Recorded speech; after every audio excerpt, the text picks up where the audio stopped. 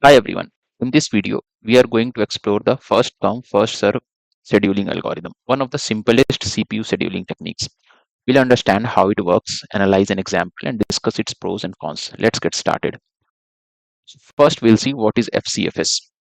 First come, first serve or FCFS is one of the simplest CPU scheduling algorithm. Follows a very basic rule. A process that arrives first is executed first. Since it's non-preemptive, once a process starts, it runs till it finishes.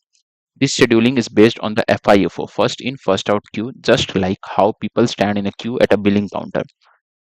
Let us now see its working. In FCFS, the CPU maintains a queue of processes in the order they arrive.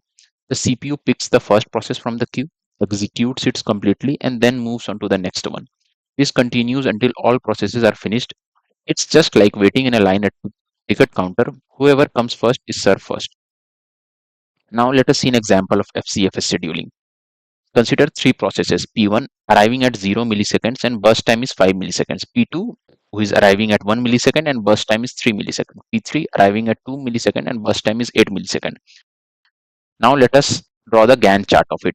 So we can see here P1 starts at 0 millisecond and runs for 5 milliseconds. P2 starts after P1 at 5 milliseconds and runs for 3 milliseconds, finishing at 8 milliseconds. P3 then runs for 8 milliseconds, finishing at 16 milliseconds. This way, every process runs in the order of arrival. Now we are calculating turnaround time and waiting time of these processes. So turnaround time is equal to completion time minus arrival time, and waiting time is equal to turnaround time minus burst time. Now let us move on to the advantages of FCFS. FCFS has some great advantages. It's the simplest scheduling algorithm and very easy to implement. Ensures fair scheduling as every process is executed in order it arrives. It's well suited for batch processing where processes are executed one after another. Now let us see some drawbacks. Drawbacks are long waiting times for processes that arrive later.